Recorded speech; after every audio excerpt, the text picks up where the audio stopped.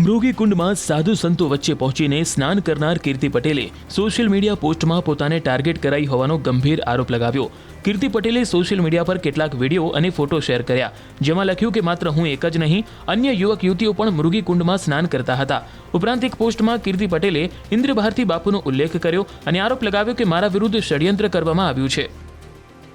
આ વિડીયો પોસ્ટમાં કીર્તિ પટેલે લખ્યું કે કાવતરું ખાલી કીર્તિ માટે કેમ? ગાળો કયા સંન્યાસી નથી બોલતા, બોલો। સાથે જ કીર્તિએ લખ્યું કે હા ઇન્દ્ર ભારતી બાપુ, હા આભાર હો, મંદિરમાં ઊભા ઊભા એક દીકરી જોડે ખોટું, બાકી બધી કોઈ સગામાં છે।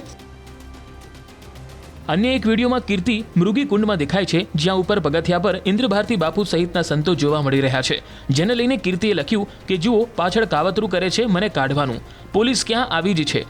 લાસ્ટમાં હું મીડિયામાં કંઈ બોલું નહીં એટલે આવે લેડીઝ પોલીસ મારો હાથ પકડતા હતા એટલે પબ્લિકમાં, એટલે ગુસ્સો તો આવે ને, આરોપી થોડી હતી, બાકી મારો ભોળિયો નાથ જુએ છે, પાપીઓને પાપ કરવા દો, હું સહન કરવા રેડી છું। અન્ય એક ફોટો શેર કરતા કીર્તિએ પૂછ્યું કે આ જુઓ કોણ છે, કોઈ સંત છે એ, અને એમની દીકરી પણ મારી સાથે સ્નાન કરતા હતા। બીજું હજુ હજારો પ્રૂફ આપું, નાઇટ ડ્રેસમાં પણ હતા ઘણા ભક્તો જે મારી સાથે જ સ્નાનમાં આવ્યા હતા। કાયદો કીર્તિ પટેલ માટે જ છે, 1000 જણ હતા ગૃહસ્થીવાળા, સીસીટીવી પણ ત્યાં છે ને કેમેરા પણ, હર હર મહાદેવ। વધુ એક ફોટો શેર કરતા કીર્તિએ કહ્યું કે નાઇટ ડ્રેસમાં છે આ બધી, જેને પેટમાં દુખ્યું ને એની સગીવાલી છે, આમાં પણ ભાઈ અદેખાઈ છે, કોને પેટમાં કેમ દુખ્યું એ મહાદેવ જુએ છે, બધા સ્નાન કરી શકે તો હું કેમ નહીં। કીર્તિએ 2 વર્ષ પહેલાનો એક વિડીયો પણ શેર કરતા દાવો કર્યો કે અગાઉ પણ આ રીતે સાધુ સંતો સાથે યુવક યુવતીઓ સ્નાન કરી ચૂક્યા છે। સાથે જ કીર્તિએ લખ્યું કે હું ક્યાં લગ્ન કરેલ છું, હાલ વૈરાગી જીવન જ જીવું છું, શું ખબર આગળ જતા સંન્યાસ પણ લઈ લઉં। વધુ એક તસવીરમાં કીર્તિએ લખ્યું કે આ બધી મારા જોડે જ હતી, આને ના કાઢી બાપુ, કાંઈ સગુવાલું છે બાપુ, અને મને કોઈ પોલીસે નથી કાઢી, કોને પેટમાં શું દુખાવ છે એ જાણવું પડશે, બાકી લાગવગ તો તમારી હો બાપુ, તમારા ચેલા સ્નાન કરી શકે બીજા ગુરુ ન નહીં, કેમ આ બધી બાપુ ન દેખાણી બાપુ, પાપ કર્યું તમે પણ, હું ધન્ય થઈ ગઈ, આ શિવજીની ઈચ્છા હતી તો હું વીઆઈપી ટોળકી જોડે જ ગઈ સ્નાન કરવા। મહાશિવરાત્રિના મેળામાં પવિત્ર મૃગીકુંડમાં સાધુ સંતોના શાહી સ્નાન વખતે કીર્તિ પટેલ પણ અંદર પહોંચી જતા વિવાદ સર્જાયો। આ ઘટનાને લઈને સાધુ સંતોમાં ભારે આક્રોશ ફેલાયો। આ ઘટનાને લઈ તપાસના આદેશ આપવામાં આવ્યા છે।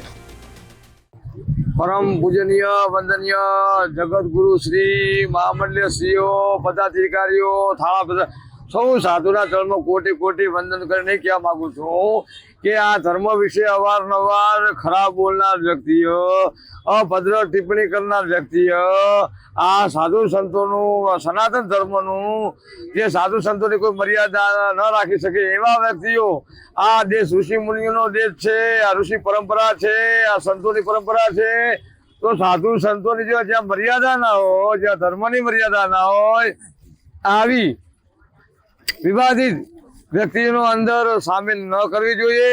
અને આના ખરેખર તો સરકારશ્રીને પણ નમ્ર વિનંતી છે કે આપણે પણ થોડું ધ્યાન દોરી અને આ સામાજિક તત્વો અંદર ઘૂસી જાય। આ દેશ, આ ઋષિમુનું, આપણી આ આદિ અનાદિની આ પરંપરા, મહાશિવરાત્રિ, મહામિની કુંભ, એમાં સંતો પાછળ રહી જાય અને માણસ સંસારીઓ આ પોતાની પગમાં પહેરી અને કૂદી પડે, એટલે આમાં ના કરતા તો સાનામાં રહેવું પડે, બાઈઓને કઈ કહેવાય નહીં, ગમે એની બાઈઓ ગમે ઘૂસી જાય, આ ન રહે તો વિનંતી છે મારી આવી સરકારશ્રીને, સાધુ સંતોશ્રીઓને કે આપણી સાથે સંતો, ભક્તો, મહેમાનો સૌ આવે પણ કોઈ અભદ્ર ટિપ્પણી વાળી, વિવાદિત વાળી વ્યક્તિ આવા મેળાના મોટા સમયે ન આવે। ખરેખર તો પેલા તો એ આદિ અનાદિ પરંપરા એવી છે કે નાગા સંન્યાસીઓનો મેળો છે, નાગા સંન્યાસીઓ પેલા પ્રથમ સ્નાન કરતા અવારનવાર। હવે નાગા સંન્યાસીનો અમારા જીવનનો કે મેળ જ ના આવે, આ નકલી કપડા વાળા આવી જાય એટલે અમારા સાનામાં પૂરેવાનું કઈ કહેવા જઈએ તો કે એમને કોના ચેલી છો કે ફલાણા મોટા મોટા નામ આવે, એમને ખરેખર સંતોને પણ આવો ખ્યાલ હોતો નથી, સંતોને અંધારામાં રાખી અને એ અંદર કૂદી પડે, એટલે સંતોને બદનામ કરવાની સિસ્ટમ છે આ બધી।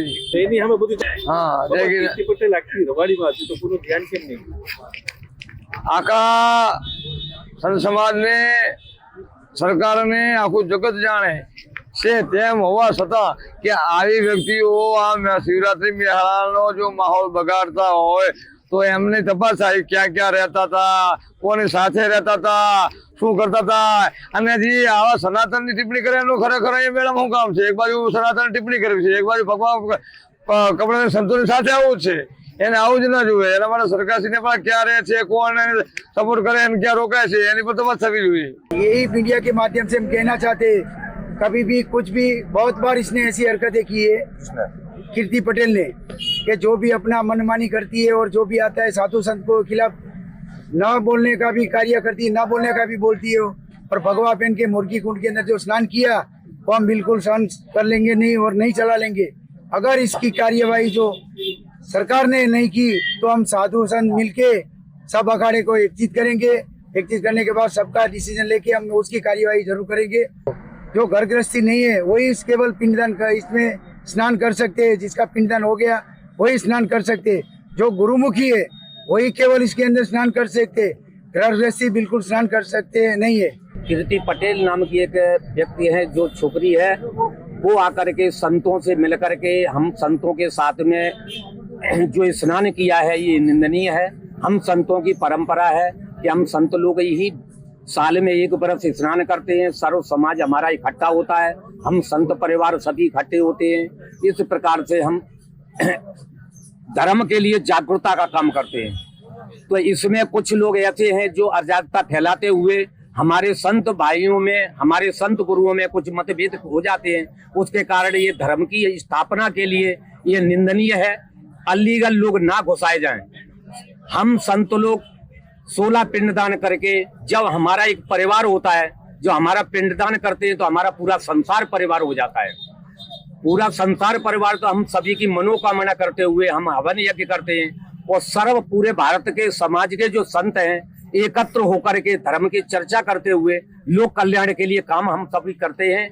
उसमें हमारे कुछ लोग ऐसे हैं कि अलीगल संत बना करके हमारे संत समाज में विलीन करते हुए जो कार्य करते हैं वो निंदनीय है. ऐसा नहीं होना चाहिए. प्रशासन से अनुरोध है कि ऐसे कार्य में आप ना कुछ कहें, ना कहें तो हम संत समाज सब मिलकर के इस पर कार्रवाई करेंगे.